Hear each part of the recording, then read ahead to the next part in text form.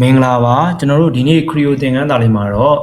ဒီပုံလေးကို exercise 6အနေနဲ့ကျွန်တော်တို့ဆွဲကြည့်မှာဖြစ်တယ်ဒီပုံလေးမှာဆိုရင်ကျွန်တော်တို့ base အနေနဲ့ဆိုရင်ဒီလို shape ရှိနေမယ်အဲ့ဥစ္စာကိုကျွန်တော်တို့ကိုကြိုက်နေတဲ့လိုဆွဲနိုင်တယ်ဒီမှာ brown သုံးအနေနဲ့ဒီဟာမျိုးလေးကိုဆွဲပြီးမှဒါလေးကိုတက်တက်ထပ်ဆွဲအဲ့လိုမျိုးလည်းရတယ်သို့မဟုတ်ဒီကနေပြီးတော့ဒီထိကိုဆွဲပြီးမှဒီအလဲက cylinder ပေါက်ရဲ့ဒီက4000တုံးလေးကိုဖြတ်ချတယ်ရတယ်နော်ဒါပေမဲ့ကျွန်တော်ကကြတော့ဘယ်လိုဆွဲလိုက်မလဲဆိုတော့ဒီရဲ့သူ့ရဲ့ nego shape ပုံစံနဲ့ပဲကျွန်တော်ဒါကိုအတိအကျဆွဲလိုက်မယ်ပြီးရင်ဒီဘက်မှာ cylinder တင်လိုက်မယ်เนาะ cylinder တင်ပြီးရင်မှာကျွန်တော်ဒီမှာဒီနှစ်ခုကိုဆွဲလိုက်မယ်ပြီးရင်ကျွန်တော်ဒီဘက်ကဒါကိုဆွဲမယ်ပြီးရင်ဒီအပေါက်တွေဒီ hole တွေကိုကျွန်တော်ဖောက်သွားမယ်เนาะဒီ4000တုံးလေးတွေကိုဖြတ်သွားမယ်เนาะအဲ့တော့ကျွန်တော်တို့ဒါလေးကိုဆွဲကြည့်ကြမယ်အဲ့တော့ကျွန်တော်တို့ plane ဖော်လိုက်မယ် plane ဖော်ပြီးတော့ကျွန်တော်ဒီမှာ front plane လုပ်လိုက်မယ် front plane လုပ်ပြီးတော့ကျွန်တော်ဒီမှာ line စဆွဲမယ်ဒီမှာ base line ပေါ့နော် base line လိုပုံစံဖြစ်မယ်ပြီးရင်ကျွန်တော်အပေါ် arc ဖြစ်မယ် arc ဒီမှာ arc ကလိုမျိုးလေးအဲဒီမှာအဲ့လိုဖြစ်နေမယ်ပြီးရင်နောက်တဲ့ line ပြန်ဖြစ်မယ် line ဒီမှာမညီဘူးเนาะညီတာကိုကျွန်တော်မပေးဘူးเนาะ okay ရပြီပြီးရင်ကျွန်တော်တို့ brown သုံးနေနဲ့ဒီအစွန်းကနေပြီးတော့ဒီအကွာကိုပေးမယ်အဲ့အကွာကိုကျွန်တော်ဘယ်လိုပေးမလဲဆိုတော့154 minus ပေါ့အဲ့ဒါကိုကျွန်တော်64 plus 54ကိုကျွန်တော်နှုတ်ဝေးမယ်အဲ့ဒါဆိုရင်ဒီလိုရနိုင်မယ်ပြီးရင်ကျွန်တော်တို့เนาะဒီဘက်ကဒီဥစ္စာကကျွန်တော်တို့10ရှိမယ်ဒါကကျွန်တော်တို့6ရှိမယ်ပြီးရင်ဒီ radius ကကျွန်တော်တို့ဘယ်လောက်ရှိမလဲဆိုတော့80ရှိမယ်เนาะပြီးတော့ကျွန်တော်ဒီမှာ distance ကိုပေးမယ်ဒီကနေပြီးတော့ center ကနေပြီးတော့ဒီကိုကျွန်တော်64ရှိမယ်ပြီးရင်အဲ့ဒီ center ကနေပြီးတော့ဒီဘက်ဒီကိုဒီဇုံလေးကိုကျွန်တော်54ရှိမယ်เนาะအဲ့ဒါကိုကျွန်တော်ဒီမှာပို့ပြီးတော့ဒီမှာ reference dimension ထည့်မယ်ဆိုရင်ဒီကနေဒီပေါ့အဲ့ဒါကိုကျွန်တော်154ဆိုရှိရအဲ့ဒါကို dimension reference လုပ်လိုက်ရပြီပြီးတဲ့အခါကျွန်တော် offset လုပ်မယ် offset ကျွန်တော် change ပေါ့နော်ဒါလေးကို offset လုပ်မယ်အဲ့ဒါကို block နဲ့လုပ်ချင်လို့ဆိုကျွန်တော်10ရှိတယ်10နဲ့လုပ်လိုက်ရပြီပြီးရင်ကျွန်တော်တို့ဒီမှာ line ပေါ့နော် line အဲ့မှာဒီလိုမျိုးရှိနေမှာเนาะ okay ဒါကိုကျွန်တော်ဖြတ်လိုက်မယ်ဟောဖြတ်လိုက်ဖြတ်ပြီးတော့ကျွန်တော်ဒီဥစ္စာဘယ်လောက်ရှိမလဲဆိုတော့20ရှိမယ်ရပြီဒီဥစ္စာကကျွန်တော်တို့ဒါကို28ပေးလိုက်မယ်เนาะ28ဒီမှာမပြသေးဘူးဆိုရင် blue မဖြစ်သေးဘူးဆိုရင်ဒီမှာဒါကိုပေးလိုက်မယ်အားရတယ်เนาะ enter လိုက်မယ်ရပြီပြီးတော့ဘာပေးမလို့ဆိုတော့ဒီမှာ line ပေါ့เนาะဒီနှစ်ခုဆက်လိုက်မယ်ပြီးရင်အဲ့ဒါရဲ့အကွာအဝေးပေါ့เนาะဒီနှစ်ခုရဲ့အကွာအဝေးဒါရဲ့အထူကကျွန်တော်10ဖြစ်မယ်10เนาะအဲ့လိုပဲဒီမှာဆိုရင်ကျွန်တော်ဘယ်ကယူရှားနေနေတယ်ကျွန်တော်ကြည့်လိုက်မယ်เนาะဒီမှာလွယ်ဖြစ်နေတယ်ဟုတ်ပြီအဲ့ဆိုရင်ဒါက vertical ဖြစ်မယ်ဒါကို vertical ပြီးလိုက်မယ် okay ရသွားပြီเนาะရသွားရင် okay လိုက်မယ်ကျွန်တော်အဲ့ဒါ h2 မယ် h2 ကိုဒီမှာအဲ့ဒါကိုကျွန်တော် symmetric ပြီးလိုက်မယ် symmetric ကိုဒီမှာ72ပြီးလိုက်မယ်72 okay 72ပြီးတဲ့အခါမှာကျွန်တော်အပေါ်က cylinder တင်မယ်ဒီ front plane မှာပဲ cylinder တင်မယ်ကျွန်တော်နေရာလဲဒီဥစ္စာနဲ့ဒါနဲ့တက်မှာပဲဖြစ်တယ်เนาะဟုတ်ပြီเนาะဆွဲလိုက်မယ်အဲ့ဒါကိုအပြင်ဆက်ဝိုင်းအောင်မယူမယ်အပြင် cylinder က outer cylinder ကဘယ်လောက်ရှိမလဲဆိုတော့36ရှိမယ်36ပြီးရင်ဒီဥစ္စာရဲ့ကွာဝေးကကျွန်တော်82ရှိမယ်82ရပြီ okay လိုက်မယ်အဲ့ဒါကိုကျွန်တော် h2 လိုက်မယ် h2 ကိုကျွန်တော် symmetric ပြင်မယ် symmetric ကို36ပဲပြင်မယ်เนาะ okay ပြလိုက်မယ်ပြီးတဲ့အခါမှာကျွန်တော်ဒီ plane မှာ front plane မှာပဲဒီကเนาะ rig တွေဆွဲမယ် rig တွေကိုဘယ်လိုဆွဲမလဲဆိုတော့ဒီမှာပေါ့ကျွန်တော်ဒီဥစ္စာကတန်းညံဖြစ်မယ်ရပြီဒီမှာပြီးရင်ဒါကဒီမှာတန်းညံဖြစ်မယ်8နဲ့ယူလိုက်မယ်ပြီးရင်ဒီမှာချလိုက်မယ်เนาะ okay အဲ့ဒါကိုကျွန်တော်တို့တန်းညံမဖြစ်တဲ့ဟာတွေကိုလိုက်ပြင်မယ်ဒီမှာတန်းညံပေါ့เนาะပြီးရင်ဒီမှာတန်းညံเนาะပြီးရင်ဒီမှာတန်းညံပေါ့เนาะရပြီတန်းညံလေးဖြစ်ပြီးတော့ကျွန်တော်အောက်ကဒီဥစ္စာကိုဆွဲမယ်ပိတ်မယ်ပေါ့နော်ပိတ်မယ်ပြီးရင် project ထုတ်မယ် project နော် project ဒါကိုလုပ်မယ်ပြီးရင်ဒါကိုလုပ်မယ်ပြီးရင်ဒါကိုလုပ် close လိုက်မယ်အမှပိုနေရာဖြတ်လိုက်မယ်ဒါကြီးကိုဖြတ်မယ်ပြီးရင်မှာပိုတာကို delete segment လုပ်လိုက်မယ်ဒီမှာပိုနေသေးတယ်ဒီမှာ delete segment လိုက်မယ်အဲ့ဒါရသွားပြီနော်ဒီမှာပြည့်သွားပြီဒီမှာကျွန်တော်တန်းညံမဖြစ်သေးဘူးဒီဟာနဲ့ဒါနဲ့ကိုတန်းညံဖြစ်ရတယ်နော် dimension ပေးရမလို့နော်okay လိုက်ပြီအဲ့ဒါကိုကျွန်တော် h2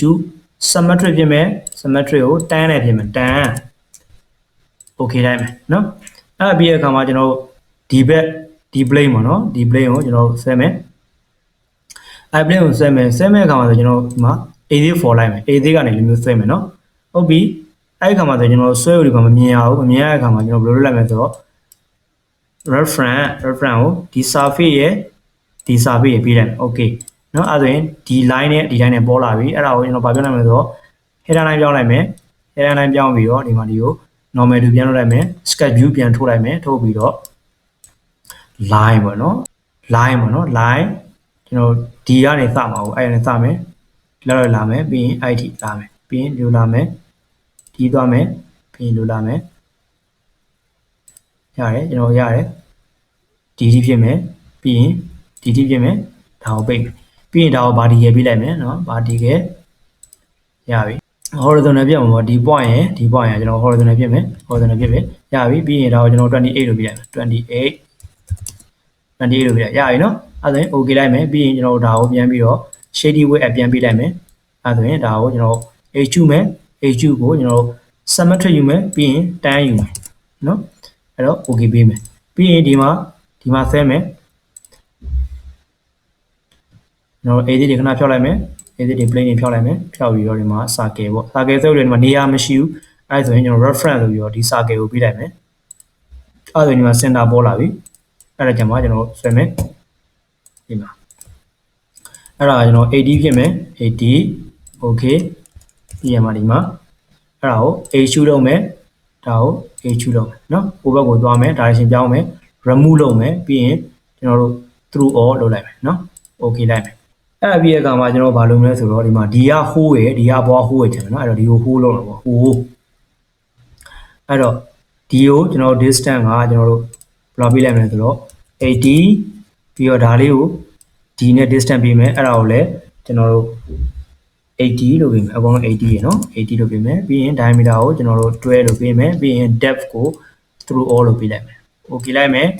ပြီးရင်အဲ့ hole ကိုကျွန်တော်တို့ဒီမှာမာရမယ်မာတာဆို plane ပေါ်လိုက်မယ် plane ကို front plane နဲ့ပြီးလိုက်မယ်အဲ့ဒါဆိုရင်ဒီဘက်မှာတက်ထပ်ပေါ်လာပြီ okay လိုက်မယ်ပြီးတဲ့အခါမှာဒီပေါ်မှာ hole လုပ်မယ်အဲ့တော့ hole ဒီကိုနှိပ်လိုက်မယ်နှိပ်ပြီးတော့ကျွန်တော်ဒီမှာ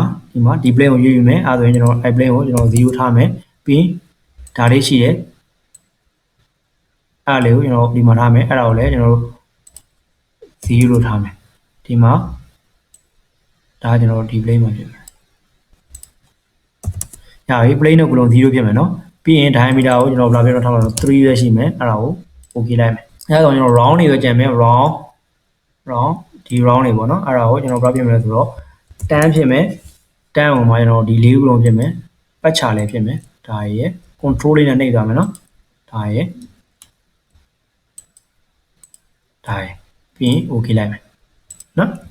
ရပြီအဲ့ဒါတော့ရသွားပြီပြီးတော့ကျွန်တော် view မှာနည်းတော့ထပ်ပြီးတော့ကွန်လိုက်ပါဗောနော်အဲ့မှာကျွန်တော်တို့ paint ကို metallic လေးကျွန်တော်ရွေးလိုက်မယ် metallic လေးရွေးရမယ်ပြီးရင်ဒီအောင်ပေးလိုက်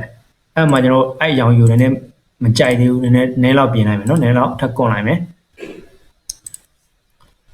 close လိုက်မယ်ပြီးတော့ကျွန်တော် surface အနေနဲ့တော့နည်းနည်းလေးထပ်ထည့်ခြင်းသေးတယ်ပင်သားလေးရောဆိုတော့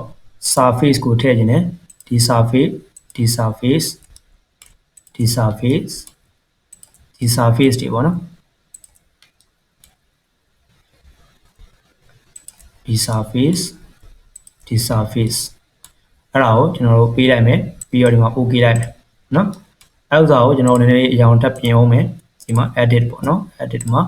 ရတယ်နည်းနည်းလောက်ထပ်ပြင်လိုက်မယ်okay လိုက်မယ်နော်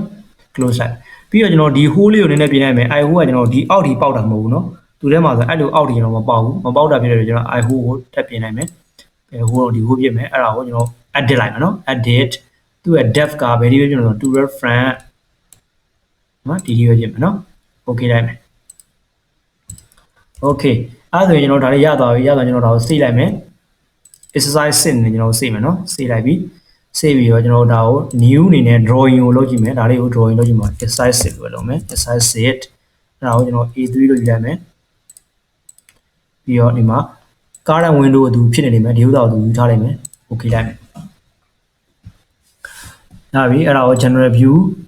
no combine state do not prompt okay ဒီမှာ click ချမယ်အဲ့ဒါကိုကျွန် ကျွန်တော်တို့ front လို့ယူမယ် apply လိုက်မယ်နော်ဟုတ်ပြီအဲ့ဒါကို scale ကိုကျွန်တော်တို့1ဆိုနဲ့ကြီးနေရင် 0.8 လောက်ယူလိုက်မယ်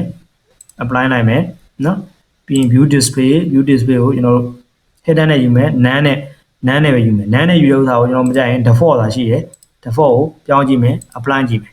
default ဆိုလိုတာဒါကြီးပေါ်လာပြီကျွန်တော်အဲ့ဒါဆိုရင် none ဝင်သုံးမယ်နော် apply မယ်အဲ့တော့ကိုကြိုက်တဲ့ဟာကိုယူနိုင်ရနော် high ပေါ့နော် apply မယ် okay မယ်အဲ့တော့နေရာချလိုက်မယ်ကျွန်တော်အစဉ်ပြေးနေရာတခုကိုချလိုက်မယ်ချပြီးတော့ဒီဟာကို projection view ထုတ်လိုက်မယ်ဒါဆိုရင်ဒါက top view ဖြစ်သွားပြီဒါကိုထုတ်မယ်ဒါက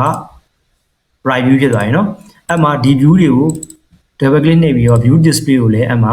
ကိုကဘာလို့လိုချင်တာလဲ hidden တော့ hidden နဲ့ပဲထားမယ်နော် hidden နဲ့ပဲထားပြီးမှကျွန်တော်တို့ဒီမှာ default ယူရင်အဆင်ပြေမလားเนาะဒီကောင်ဆိုဒီကောင်က default ရပိုးအဆင်ပြေဆိုရင် default ထားလိုက်မယ်เนาะ apply လိုက်မယ် okay လိုက်မယ်ဟုတ်ပြီဒီအောင်လဲလို့ပဲကျွန်တော်တို့ view display ကိုဗာနဲ့လိုချင်နေပေါ့เนาะလိုချင်တဲ့အောင်ကြည့်ပြီးတော့အမှ none နဲ့ယူမလား default နဲ့ယူမလားကြိုက်တာကိုပြောင်းလဲပြီးယူနိုင်ရเนาะ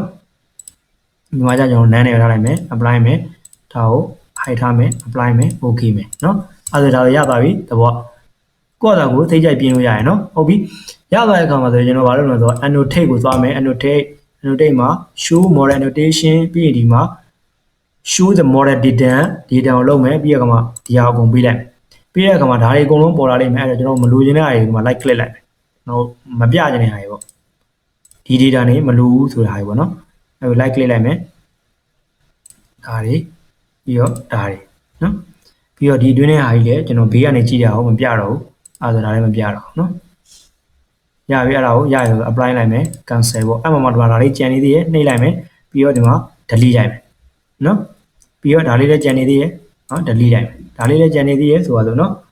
ကျွန်တော်တို့မပြချင်ဘူးရင် delete လိုက်မယ်เนาะဒီမှာနှစ်ခုဖြစ်နေနေမယ်ကျွန်တော် delete လိုက်မယ်ရပြီ data လေးတွေကိုကျွန်တော်တို့ကြိုက်သလိုပြင်ပြီးဆိုတော့ねเนาะလိုချင်တာထပ်ထည့်မယ်မလိုတာဒါကိုပယ်လိုက်ပြီးရင်နောက်မှာဆိုရင်ကျွန်တော်တို့ဘယ်ကိုထပ်သွားမလို့ show model annotation ကိုပြန်သွားမယ် show model annotation မှာဆိုရင်ဒီမှာ dimension ပေါ့နော်အဲ့မှာကျွန်တော်ပတ်ကိုယူမယ်ဒါတွေအကုန်လုံးကျွန်တော်ယူမယ်ဆိုပါဆိုယူမယ်ဆိုရင် apply လိုက်မယ် cancel ပေါ့ပြီးတဲ့အခါမှာကျွန်တော်ဒါကိုရှင်းသွားအောင်လို့ဒီမှာရှင်းထုတ်မယ် dimension ကိုယူလိုက်မယ် all select လိုက်မယ်ဒီမှာအစိမ်းလေးနဲ့အကုန်လုံး select ဖြစ်သွားပြီအဲ့မှာ clean dimension လုပ်မယ်ဒီမှာ offset က 0.5 increment 0.4 လို့ကျွန်တော်ထားထားတယ်အဲ့ဒါတွေကိုထပ်ပြင်လို့ရရနော် offset ကိုကျွန်တော်က 0.4 ထားပြီးတော့ increment ကို 0.3 ပဲထားလိုက်မယ်ထားပြီးတော့ crease နှစ် line လုပ်မယ် okay ကြည့်လိုက်မယ်နော်အဲ့ဒါဆိုရင်ကျွန်တော်တို့ဒါဆိုရင်အဆင်ပြေပြီနှုတ်ဆိုရင်ဒါကြီးကျဲသွားမယ်ကျွန်တော်လောက်ဆိုအဆင်ပြေဆိုတော့ဆိုရင် apply လိုက်မယ် okay လိုက်မယ်အဲ့လိုလုပ်ပြီးရမှာကျွန်တော်တို့နော်မလိုချင်တဲ့ဥစ္စာတွေကိုကျွန်တော်တို့ပြင်းပြီးတော့ယူမယ်ပေါ့နော်အဲ့မှာကျွန်တော် dimension ကိုပဲကျွန်တော် annotation ကိုကျွန်တော်ရေးပြီးမယ် annotation ဆိုရင်ဒီမှာဒါကိုလည်း annotation ကိုလည်းယူလို့ရတယ် dimension ကိုလည်းယူလို့ရတယ် annotation နဲ့မှာကျတော့ dimension ရော annotation နှစ်ခုလုံးအကျုံးဝင်တယ် dimension နဲ့မှာကျတော့ annotation အကျုံးမဝင်ဘူးเนาะအဲ့တော့ကျွန်တော်တို့ဒီမှာဒါလေးကိုအရင်ချိန်မိမယ်သူကတော့ဒီမှာဒါလေးရှိရအဲ့ဒါကိုဒီမှာပေါ့ move to view ပြောင်းဝင်မယ် move to view ဒီကိုချိန်မိမယ်เนาะ move to view ဒါကိုချိန်ပြလိုက်ပြီ okay ဒီမှာဒါလေးကိုနေရာလိုနဲ့ပြင်လိုက်မယ်နေရာနဲ့ပြင်လိုက်မယ်ဒီမှာဒါကိုဒီမှာထားလိုက်မယ်ဒါကိုဒီမှာထားလိုက်မယ်ဟုတ်ပြီဒီ6က6ကကျွန်တော်ဒီမှာထားမယ်6ကဒီမှာထားမယ်54ဒီမှာထားမယ်ဒီမှာ diameter တွဲအဲ့ diameter တွဲကိုကျွန်တော်တို့အပေါ်မှာလိုချင်တယ်ဆိုရင်ဒီကိုနှိပ်လိုက်မယ်အဲ့ဆိုရင် diameter တွဲကဒီကိုရောက်သွားရင်เนาะအဲ့ဒါကို change နေတယ်ဆိုဒီမှာဒီလိုလေး change မယ်เนาะဒီလိုလေးပဲဖြစ်တယ်ဒီဟာကို change နေတယ်ဆိုရင်ဒီမှာနှိပ်လိုက်မယ်နှိပ်ပြီးတော့ dimension တက်သွားရှိတယ်အဲ့မှာ prefix နဲ့ suffix မှာရှိနေအဲ့ဒါကိုနှိပ်လိုက်မယ်အပြင်ကို click ပြန်ချလိုက်မယ်ရပြီเนาะပြီးတော့ဒါတွေကိုကျွန်တော်ဒီမှာထားလိုက်မယ်ဒါတွေကိုဒီမှာချလိုက်မယ်ပြီးရင်ဒါတွေကိုဒီမှာချလိုက်မယ်เนาะ okay ပြီးရင်ဒီမှာဒါကိုလည်းကြည့်ကောင်းအောင်လို့လေးထားလိုက်မယ်ဒါကိုလည်းကြည့်ကောင်းအောင်လို့ထားလိုက်မယ်ပြီးတော့ဒီမှာဒီ0 degree ဆိုတာကြီးမလို့ဖြတ်လိုက်မယ်ဒီမှာ tan ဆိုတဲ့ဟာကိုဘယ်မှာထားမလဲဆိုတော့ tan ဆိုတဲ့ဟာကိုကျွန်တော်ဒီမှာထားမယ်ထားမှာပြည့်တယ်ကျွန်တော်အဲ့ဒါကိုကျွန်တော်ဘယ်လိုလုပ်လဲဆိုတော့ဒီမှာထားလိုက်မယ်ဒီမှာဒါလေးကိုဒီလိုလေးထားလိုက်မယ်နော် okay ရပြီပြီးတော့အခါမှာကျွန်တော်ဒီမှာမှကျွန်တော်မလိုချင်သေးတာရှိရင်ထပ်ပြင်မယ်ဒီမှာဒီ tan ဆိုတဲ့ဟာကိုကျွန်တော်အဲ့ဒါကြတော့ဒီကိုရွှေ့လိုက်မယ်ဒီကိုသွားလိုက်မယ်